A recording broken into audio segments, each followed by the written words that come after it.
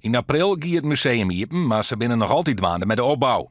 Zo is de inrichting nog net klaar en binnen de vrijwilligers nog alle dagen dwaande met het uitzichtje van al het gewot dat ze zo'n de start van het museum binnenkregen hebben. Dit is alweer een heel oud timmergereedschap en dat heb ik gekregen van een man en die zei van ja, ik heb dat te tijd wat verzamelen, maar eigenlijk vind ik dat het je en nou, daar ben we natuurlijk super blij mee, want het is echt heel oud dit. De plannen voor de bouw van een houtmuseum bestien al jaren en komen oorspronkelijk ook bij de Houtzeegmoenenwei.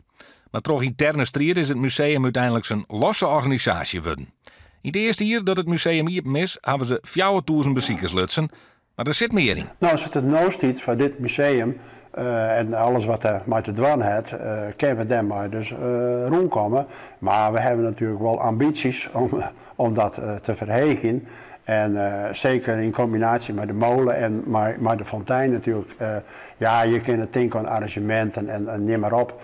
En dat is een zaak, ja, dat zou je dan met elkaar opzetten moeten. Het is volgens maar de vraag of dat slaagt. Bij de houtzeegmoeners staan ze iepen voor een keerwerking, maar binnen er grote vraagtekens hoe de opzet van het museum en of het financieel wel rendabel is. Er is in het verliezen een soort fout gaan. Zij jouwt ik hoge veenta, maar dus moeten ze beziekje eruit te komen. Ja, zodra de mensen hier binnenkomen, dan zeggen ze, nou kan ik zeker ook even de molen bekijken.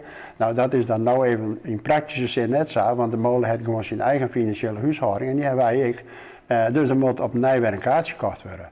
En dat is net zo'n groot probleem, want dan gaat het net om grote bedragen. Maar het is net echt handig. Het is de bedoeling dat beide partijen begin takken hier met elkaar om tafel gaan.